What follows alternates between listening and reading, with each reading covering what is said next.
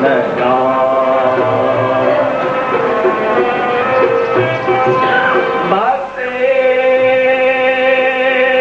भक्तेश्च मार्गस्य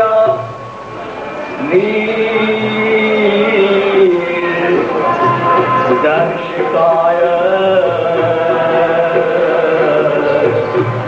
प्रेम प्रकाश मंडलो उद्धवा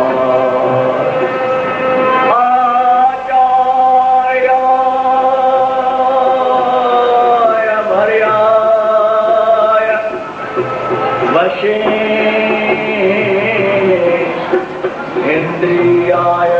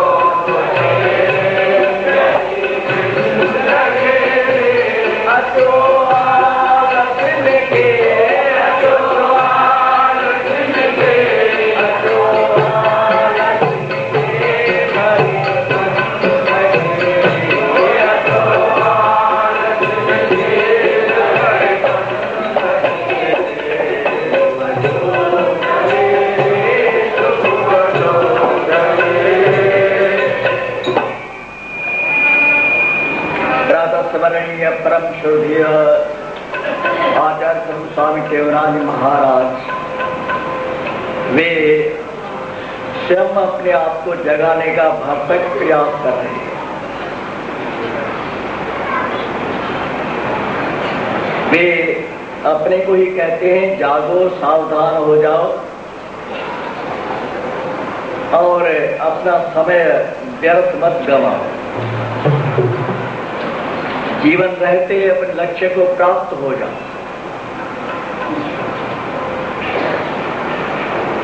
इसलिए क्या करना होगा, बाहर तुम्हें झांकना नहीं पड़ेगा, भीतर ही घुस जाओ। अपने घर में ही देखो क्या पड़ा है, क्या नहीं है, क्या है या काम की चीज है या नहीं। जब तक इस घर में नहीं झांकोगे तब तक तुम्हें कुछ नहीं मिलेगा। बाहर देखने से अच्छा यही है कि अपने भीतर ही देखो क्या है क्या नहीं। लेकिन ये साधारण बातें नहीं, उसके लिए तुम्हें प्रयास करना पड़ेगा। क्या करना पड़ेगा?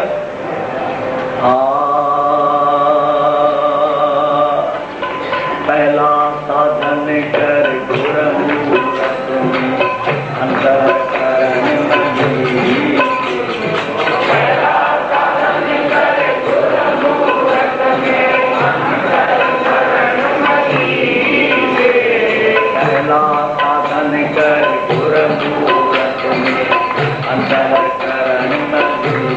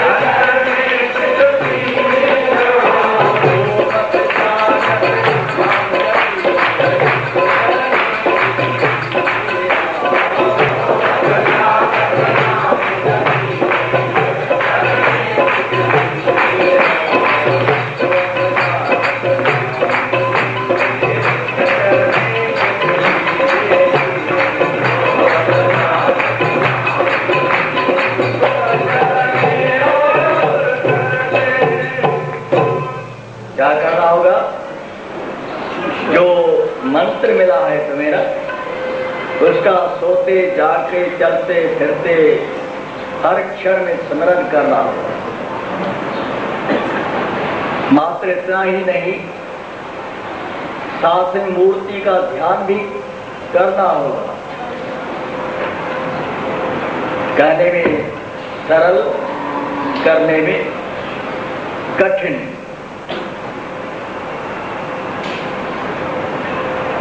असाध्य नहीं, दुस्साध्य अवश्य है।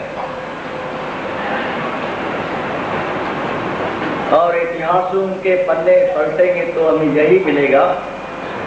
राक्षस हो, दैत्य हो, दानव हो, मनुष्य हो, उन्होंने यही काम किया, जप का साधन।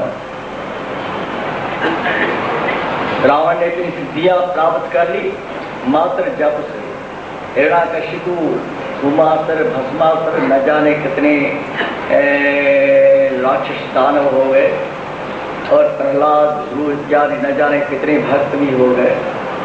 साधन क्या?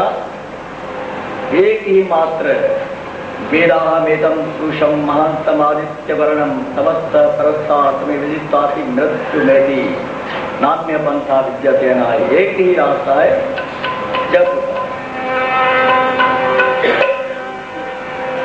कलयुग केवल हरि गुण गावत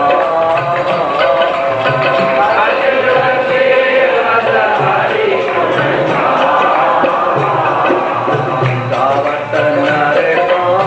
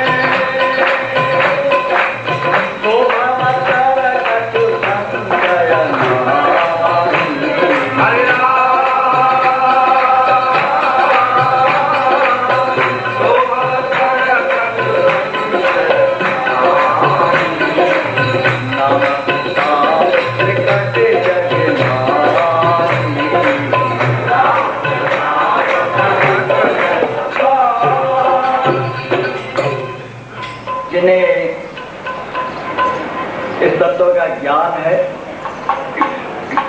वे लिखते हैं कल जो केवल हरि गुण गान,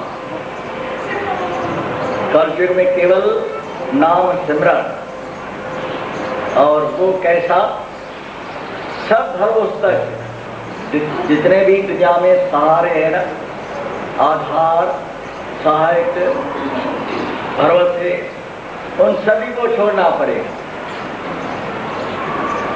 हम लोगों को अनुभव है ना, जब कभी हमारे ऊपर आपत्ति आती है तब हम सहारा लेते, मदद लेते हैं। किससे लेते हैं? जब आपत्ति आती है ना, हमें कष्ट आता है या कोई ऐसी बात हो जाती है, तब कहाँ दौड़ लगाते हैं? हाँ, और देखो जो बड़े लोग होते हैं ना, नेता लोग जिसे कहते हैं, है ना, कई बातें हो जाती है व्यवहार में ना, तो कहाँ दौड़ लगाते हैं? नेताओं के पास, शाहूकार सेठों के पास, मंत्रियों के पास, यही ना। लेकिन जहाँ सभी सर्व भरोसों का त्याग करने पड़ेगा,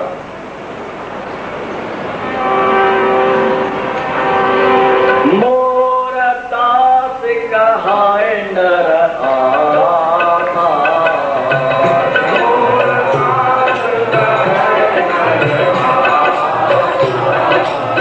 कराई तो कहू कवन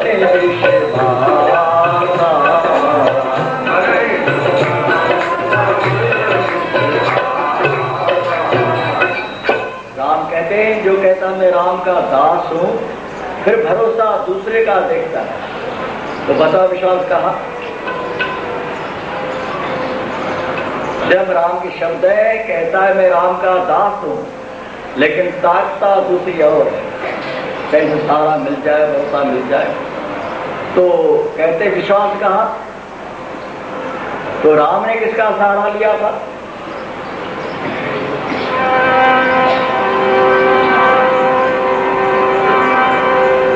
नाम विमुख असहाल तुम्हारा, नाम विमुख असहाल रहन कुल रोवन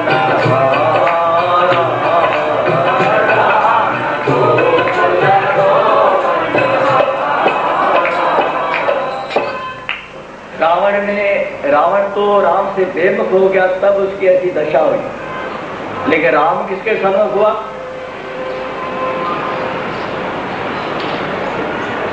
धर्म से। किसके सम्मुख हुआ? धर्म से।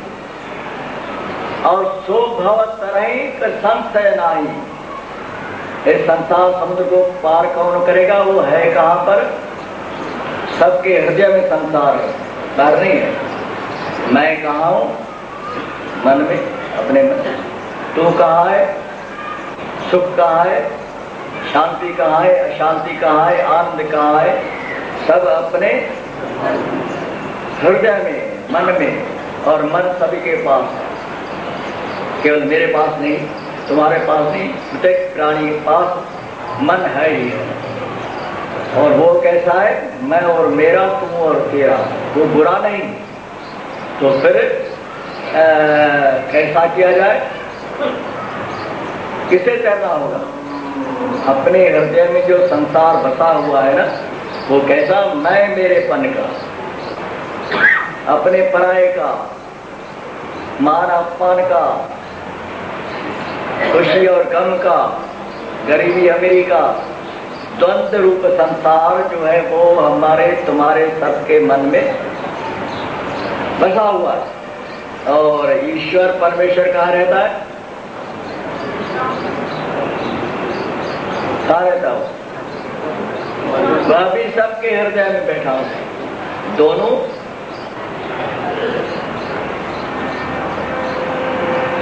एक तार पर ही बैठे एक गुरु एक चेला।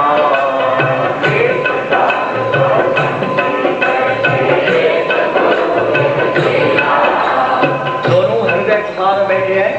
संसार भी है, ईश्वर भी है। ईश्वर का अनुभव हो न हो, लेकिन दुख का अनुभव होता है, सुख का अनुभव होता है, अपने का अनुभव होता है, पराये का अनुभव होता है। ईश्वर का अनुभव हो न हो, लेकिन ये दोनों बातें अनुभव होते कि नहीं? ये पराया है, ये अपना है, ये ऐसा है, ये वैसा है। लेकिन ऐसी बातें बुरी नहीं ना, तो फिर क्या क्या होता है? असौ मया हता शत्रु रहने से जा परानपी। अर्जुन, आसुरी संपत्ति क्या होती है, दैवी संपत्ति क्या होती है?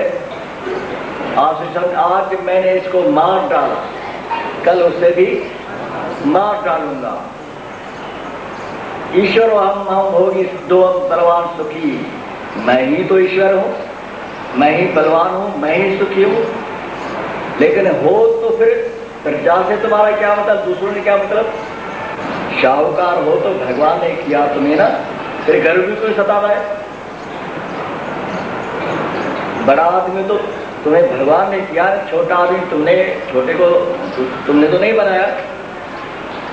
शाहूकार है, पढ़ा लिखा विद्वान है, सब कुछ तुम्हें भगवान बनाए। जिसको जो अनपढ़ है, गरीब है, निर्बल है, उन्हें तुमने बनाया क्या?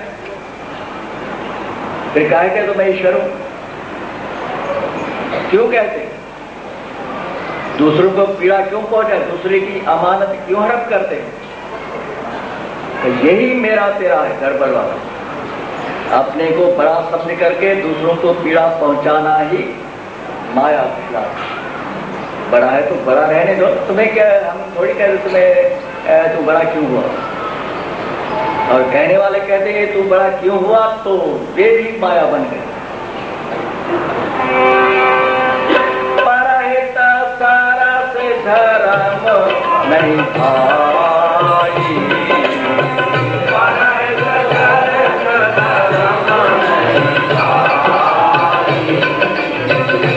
पीड़ा गम नहीं अधमाई।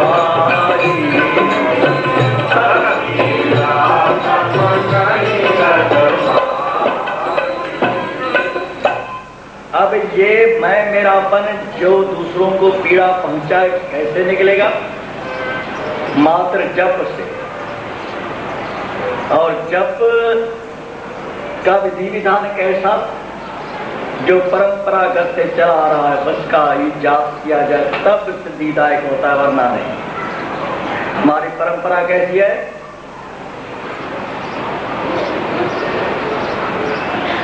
हमारा इष्ट कौन?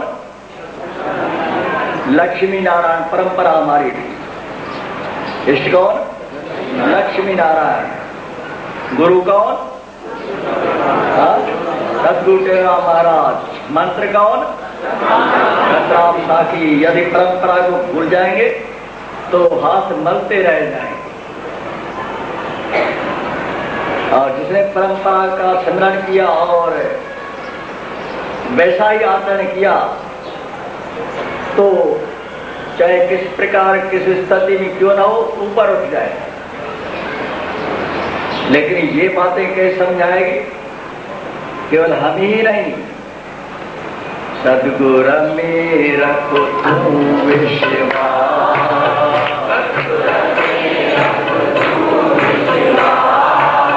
सद्गुरु तुम्हें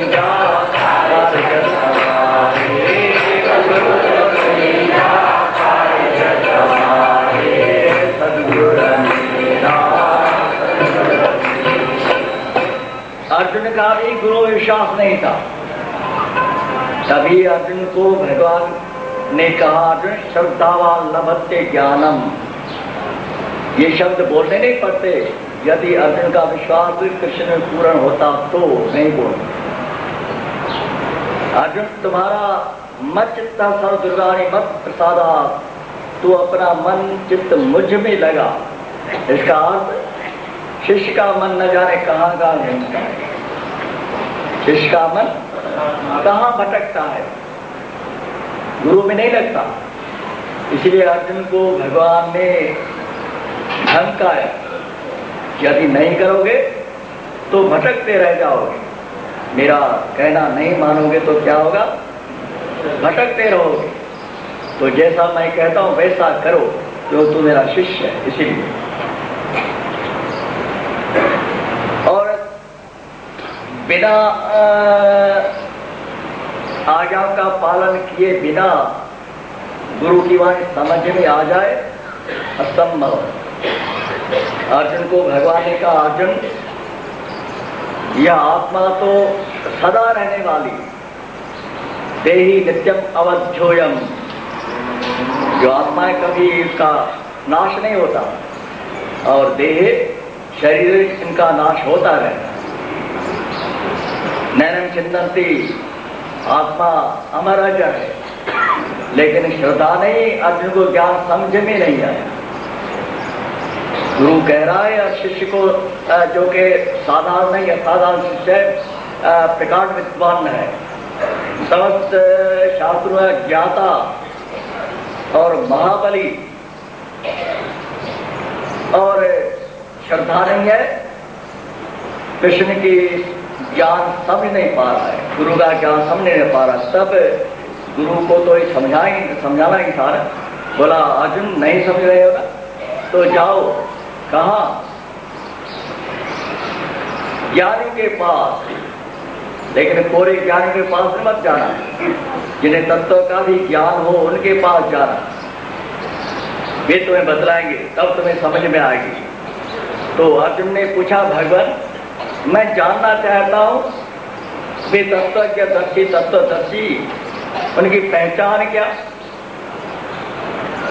इस तभी किम प्रभाषित किम मासित व्रजेत किम, 3 सवाल पूछे।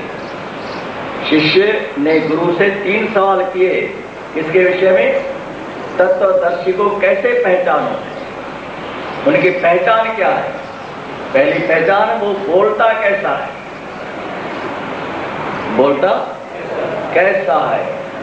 तो बोलने के भी तरीके होते हैं, ढंग होते हैं क्या? जैसे हम सभी को क्रोध चढ़ता है, गुस्सा आता है सबको, छोटे बड़े, गरीब अमीर, शाहूकार गरीब, निर्धन धनी, बलवान कमजोर, और लिखे पढ़े अनपढ़, सभी को गुस्सा चढ़ता है कि नहीं? फिर हमारी आवाज बदल जाती है जब गुस्सा चढ़ता है, आवाज बदल जाती है नहीं?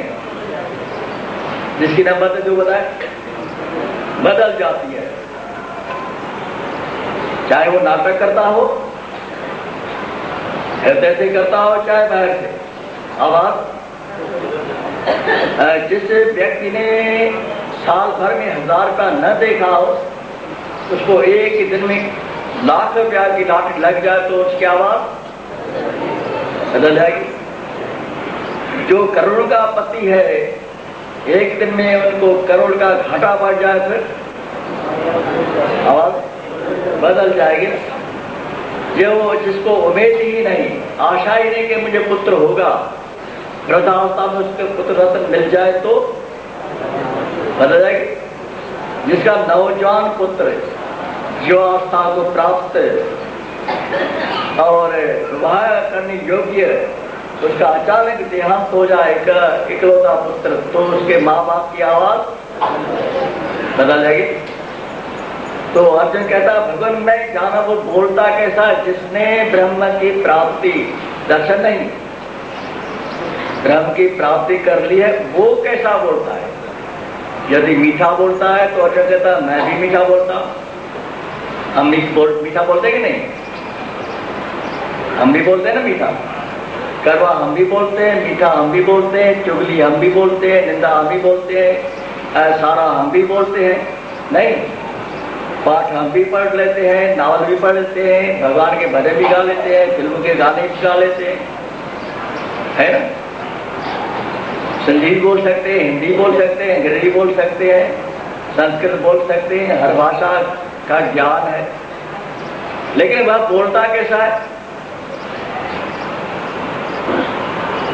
हमारे तुम्हारी समझ, शायद मेरी समझ तो बाहर बात है, आप शायद समझ पाए तो हो सकता है, संभव है, लेकिन मेरे समझ से बाहर बात है, वो बोलता कैसा होगा। अर्जुन कहता यदि ऐसा मैं नहीं समझा कैसे समझूंगा। भगवान कहता समझाओगे, लेकिन कब, जब तुम क्या होगे, भक्त बनोगे।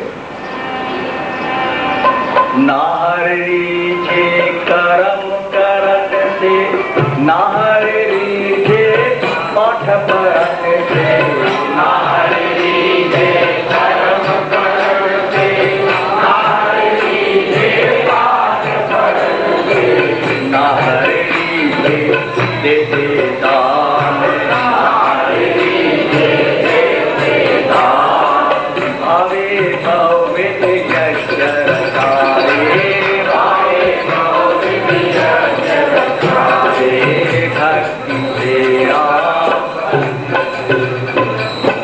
कैसे रिश्ता है, भक्ति से।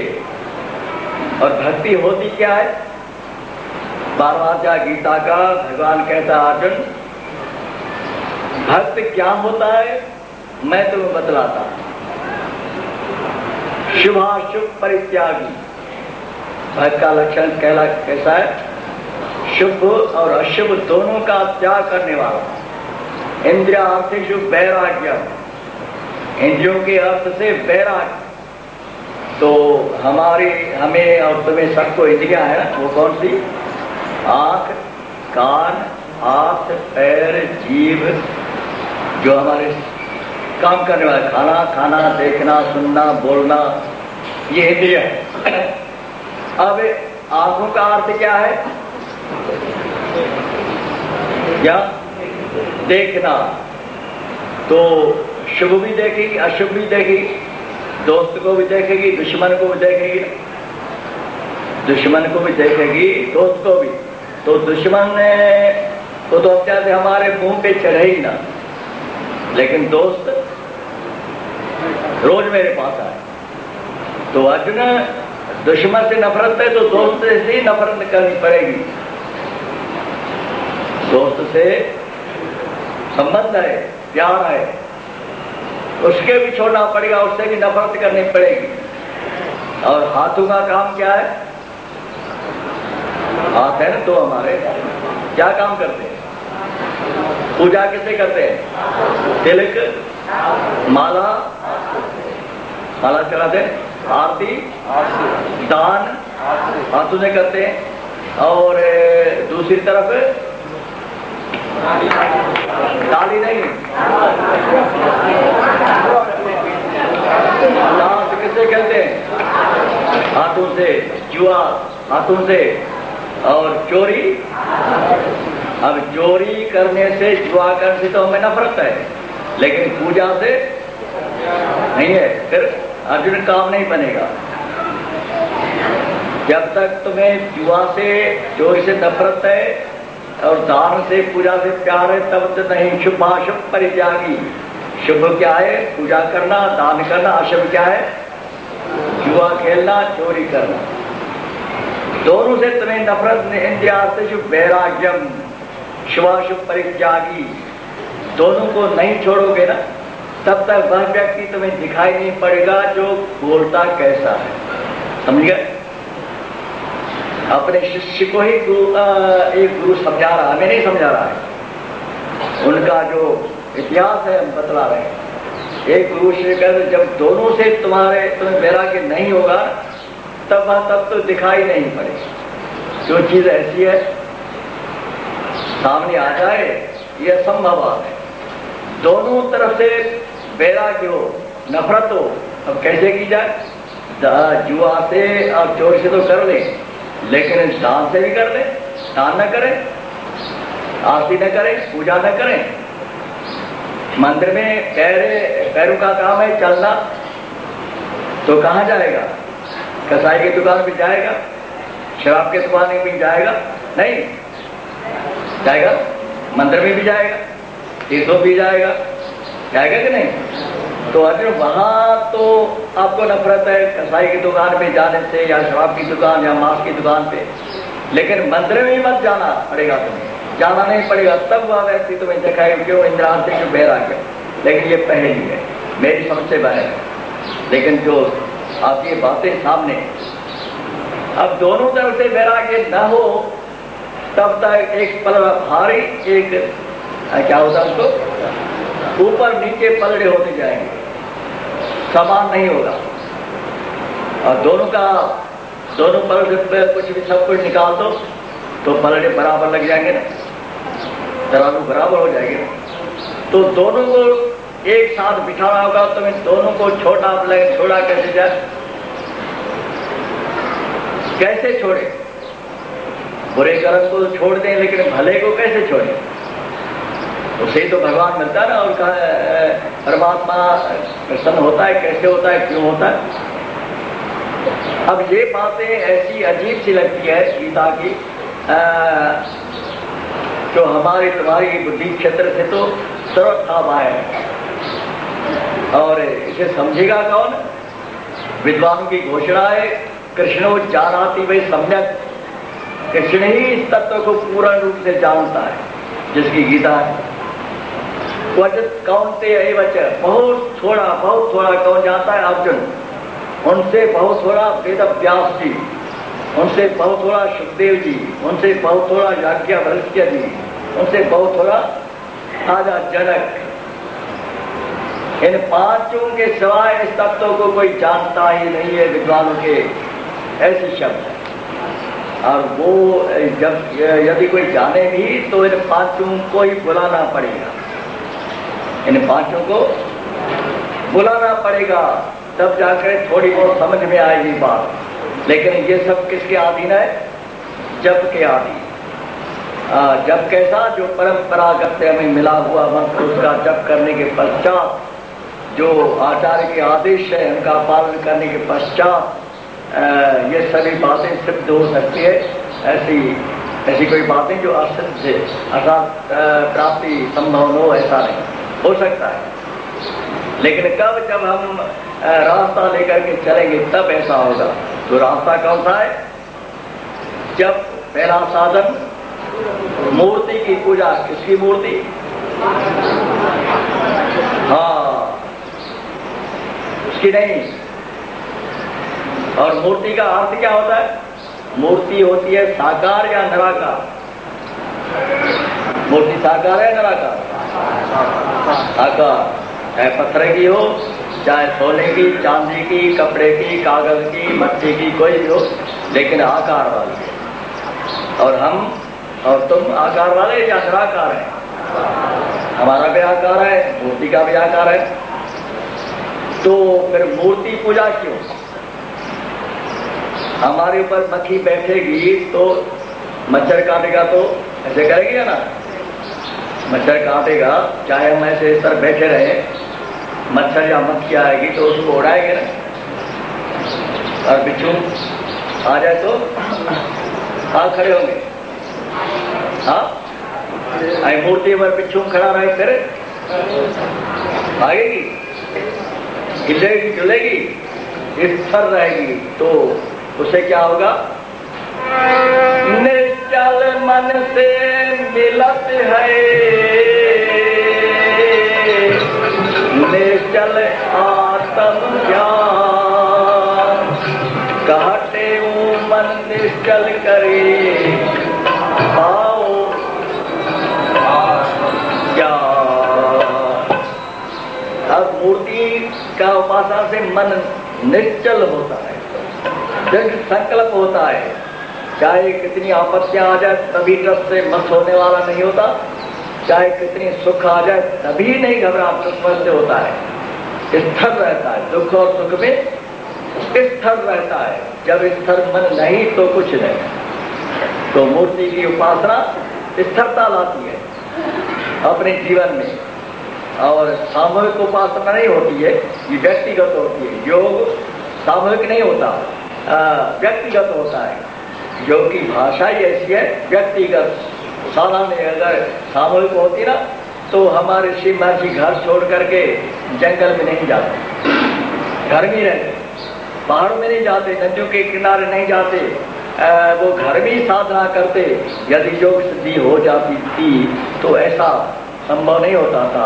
लेकिन इतिहास से पता लगता है ऋषि महर्षि जो बने, जिनके नाम है, वे जंगलों में चले गए, शहर में नहीं, नगर में नहीं, आश्रमों में नहीं, बहुत दूर जहाँ जन सुने स्थान, जहाँ मनुष्य की धूल भी ना आए, इंसान की खुशबू भी ना आए, तो इंसान है या नहीं है वहाँ पर। ऐसे दुर्गम स्थानों पर वो चले गए वहाँ तपस्या करने के लिए। यदि योग सामूहिक होता तो शहरों में रह सिद्ध हो जाते थे, लेकिन सामूहिक योग होता ही नहीं। तो महाराज जी कहाँ चले गए थे? 11 वर्ष में योग की ज्वाला उमड़ थी, 11 वर्ष में योग की ज्वाला उमड़ थी। कब गाँव में, कब राहों में, कब दरखत की छाँव में, कब राहों में, कब राहों में, कब दरखत की छाँव में,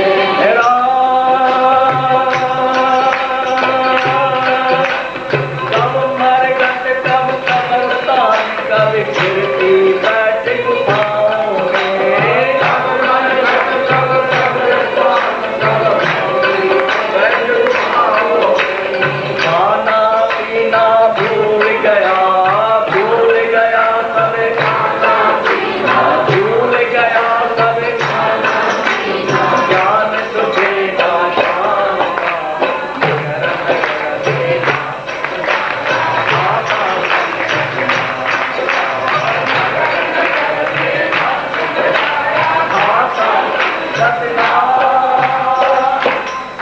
जीवन पढ़ेंगे तो क्या मिलेगा? कहाँ गए थे? जंगलों में, नदी किनारे, शमशान में, कब्रिस्तान में, जहाँ लोग डरे वहाँ ऐसे स्थानों में चले गए। तब जाकर के दीप और ये सभी उसका ही तो रंग है। किसकी महिमा है? हमारी है क्या?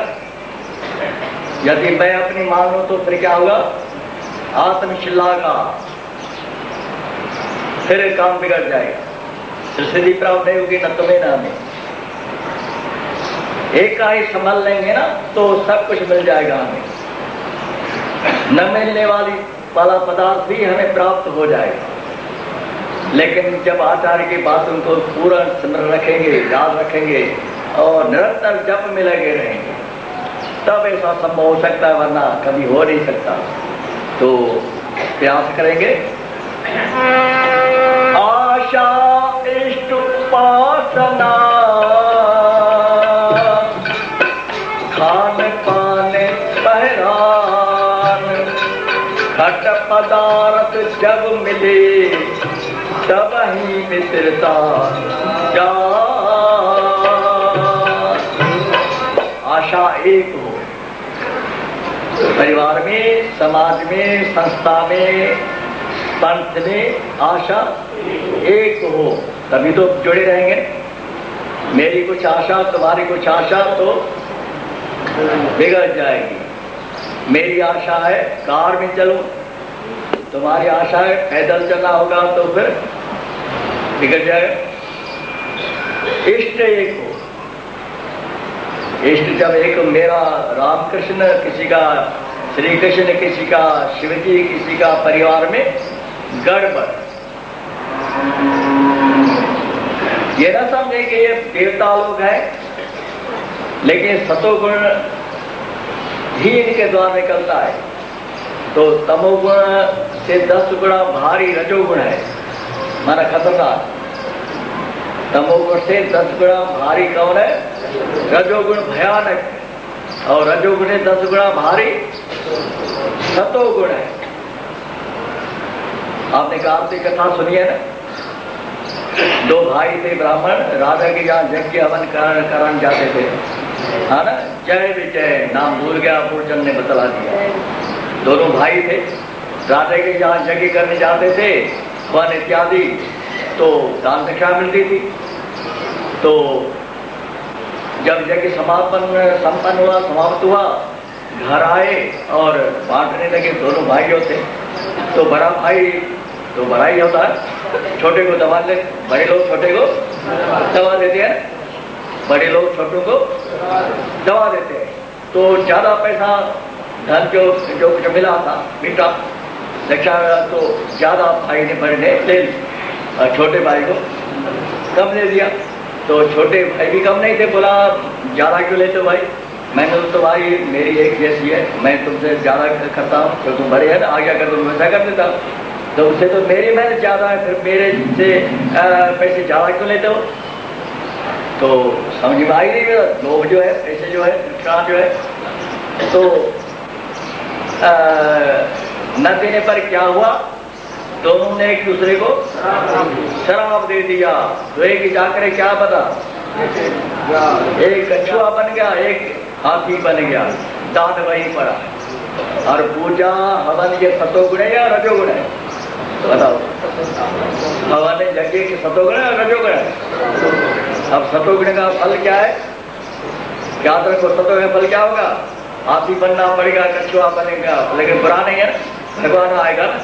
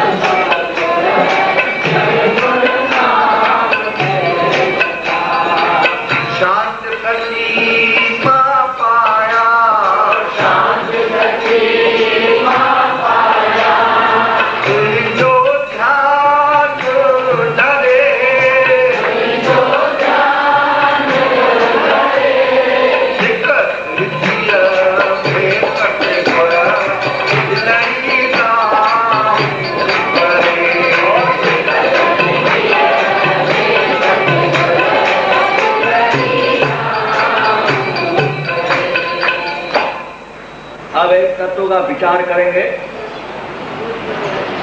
दान सतोगुण अंतर्गत है ना, हवन यज्ञ पूजा पाठ आरती सभी सेवा सतोगुण अंतर आती है। लेकिन झगड़ा जबरदस्त का होता है, गुरु के पैसे ही हड़प कर जाते हैं, और तो और का सही गुरु की संपत्ति हड़प कर लेते हैं। तो इससे बचने का रास्ता कौन? जब हम आचार्य के सिद्धांत को पकड़ेंगे तब ऐसा संभव हो सकता है। प्यार करेंगे। जय जय जय जय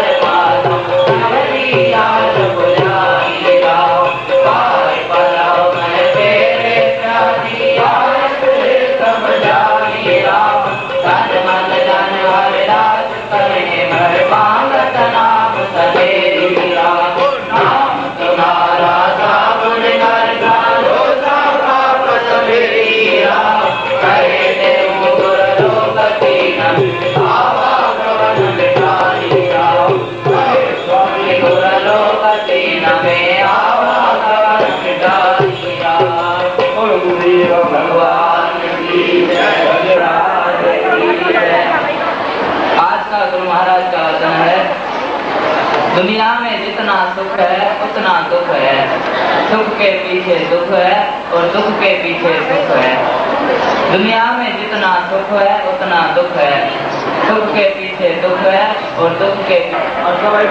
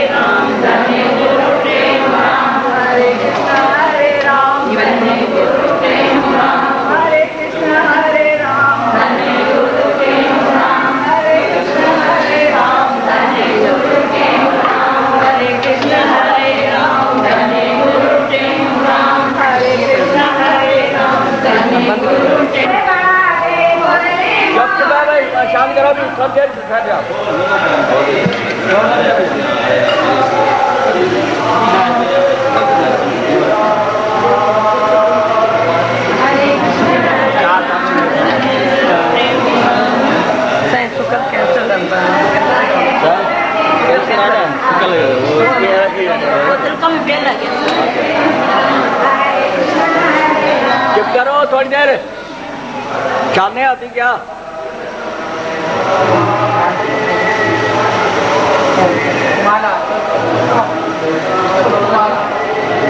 माला किधर?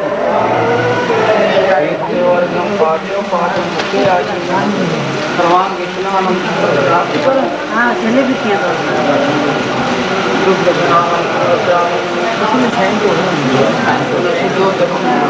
अच्छी होती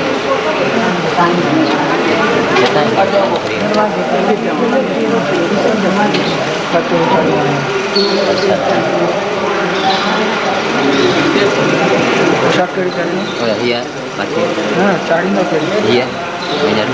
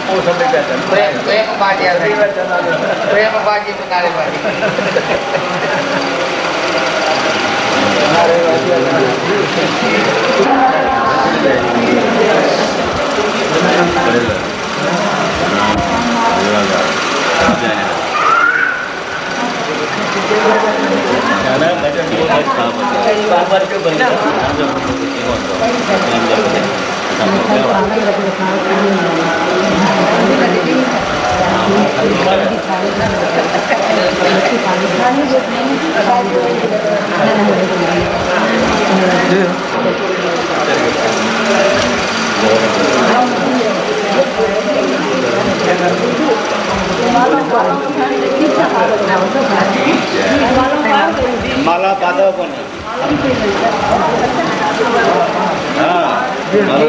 बताते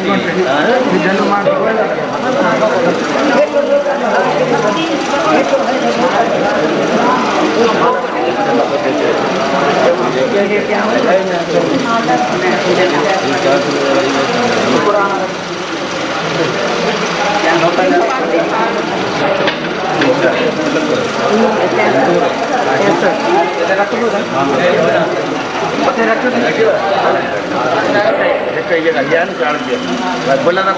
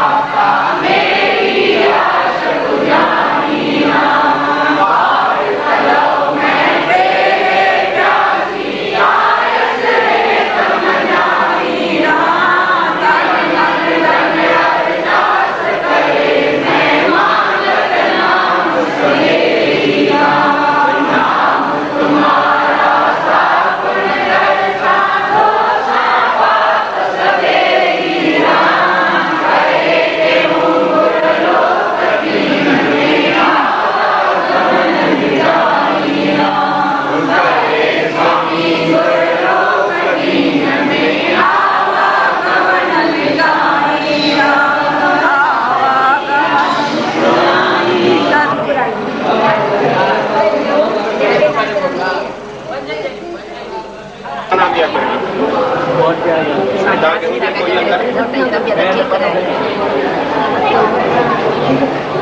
ये परे ये तो एक नहीं बुद्धि जो चिंता आज जो असांखे नई बहुत बुद्धि जो तुम खुश रहे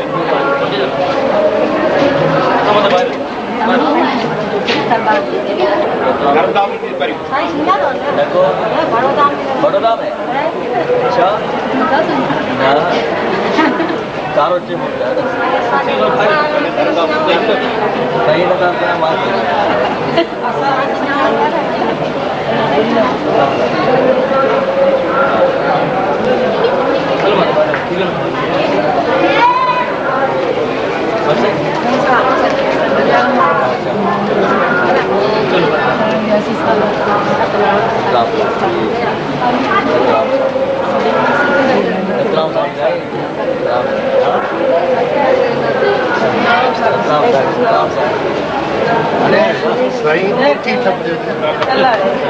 सही रात शाबाशी शादी तो मेरी शादी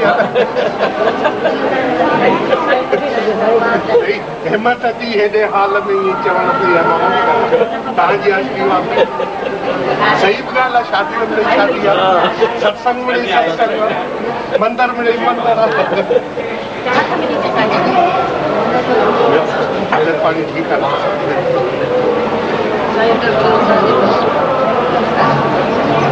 हिनखे सुञाणो nah udah baca deh ayo hote ही ना आगरे सुना पुरानी जगह नहीं होते ही ना हाँ मोटरसाइकिल बराबर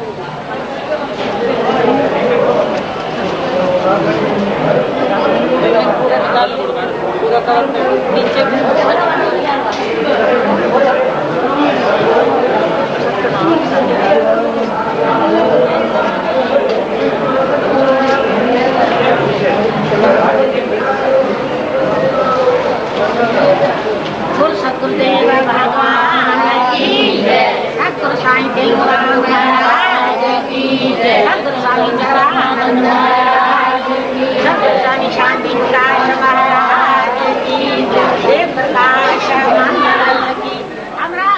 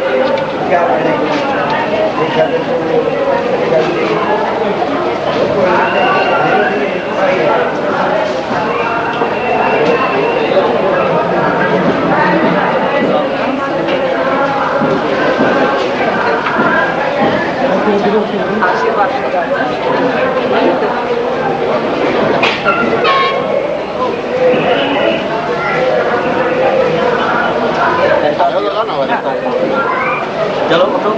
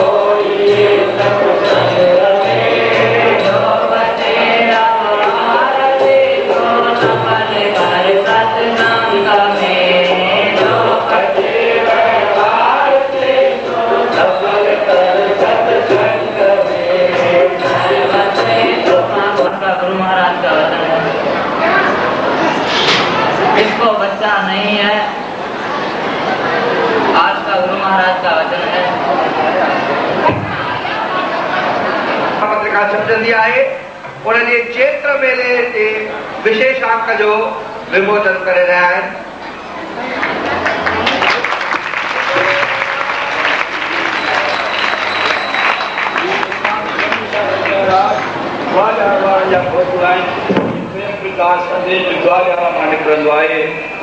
जेके भी प्रेमी मेंबर आहिनि से मेंबर थींदा रहनि जंहिंखे नवां मेंबर